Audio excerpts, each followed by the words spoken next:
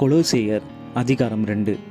உங்களுக்காகவும் லவோதிகேயாவில் இருக்கிறவர்களுக்காகவும் சரீரத்தில் என் முகத்தை காணாதிருக்கிற மற்ற எல்லாருக்காகவும் மிகுந்த போராட்டம் எனக்கு உண்டென்று நீங்கள் அறிய விரும்புகிறேன். அவர்களுடைய இருதயங்கள் தேற்றப்பட்டு அவர்கள் அன்பினால் இணைக்கப்பட்டு பிதாவாகிய தேவனுக்கும் கிறிஸ்துவுக்கும் உரிய இரகசியத்தை அறிந்து கொள்ளுகிற உணர்வின் பூரண நிச்சயத்தினுடைய எல்லா ஐஸ்வர்யத்திற்கும் உரியவர்கள் ஆக வேண்டுமென்றே இப்படி விரும்புகிறேன்.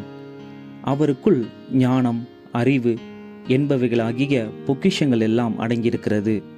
ஒருவனும் நயவசனப்பினாலே உங்களை வஞ்சியாதபடிக்கு இதை சொல்லுகிறேன். சரீரத்தின்படி நான் தூரமாயிருந்தும் ஆவியின்படி உங்களுடனே கூட இருந்து உங்கள் ஒழுங்கையும் கிறிஸ்துவின் மேலுள்ள உங்கள் விசுவாசத்தின் உறுதியையும் பார்த்து சந்தோஷப்படுகிறேன்.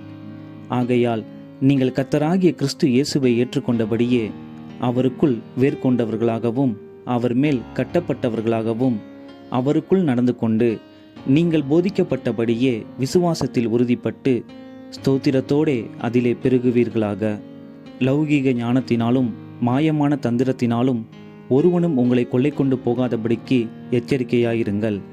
அது மனுஷர்களின் பாரம்பரிய நியாயத்தையும் உலக வழிபாடுகளையும் பற்றினதே அல்லாமல் கிறிஸ்துவை பற்றினதல்ல.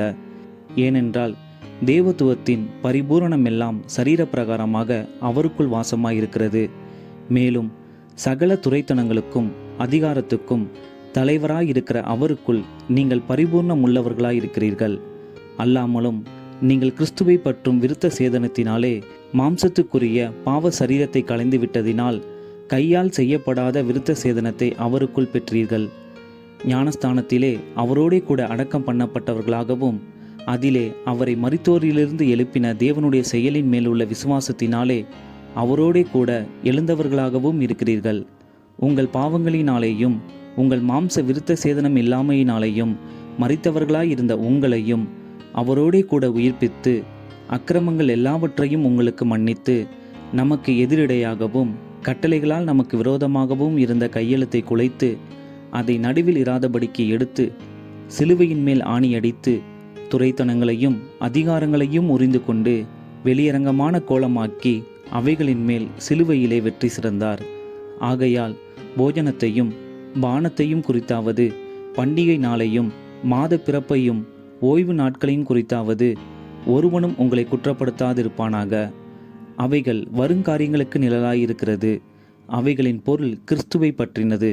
கணுக்களாலும் கட்டுகளாலும் உதவி பெற்று இணைக்கப்பட்டு தேவ வளர்ச்சியாய் வளர்ந்திருக்கிற சரீரம் முழுவதையும் ஆதரிக்கிற தலையை பற்றி கொள்ளாமல் மாயமான தாழ்மையிலும் தேவ தூதர்களுக்கு செய்யும் ஆராதனையிலும் விருப்பமுற்று காணாதவைகளிலே துணிவாய் நுழைந்து தன் மாம்ச சிந்தனையினாலே வீணாய் இருமாப்பு கொண்டிருக்கிற எவனும் உங்கள் பந்தய பொருளை நீங்கள் இழந்து போகும்படி உங்களை வஞ்சியாதிருக்க பாருங்கள். நீங்கள் கிறிஸ்துவுடனே கூட உலகத்தின் வழிபாடுகளுக்கு மரித்ததுண்டானால் இன்னும் உலக வழக்கத்தின்படி பிழைக்கிறவர்கள் போல மனுஷருடைய கற்பனைகளின்படியும் போதனைகளின்படியும் நடந்து தொடாதே, ருசி பாராதே, தீண்டாதே என்கிற கட்டளைகளுக்கு உட்படுகிறதென்ன? இவையெல்லாம் அனுபவிக்கிறதினால் அழிந்து போகுமே.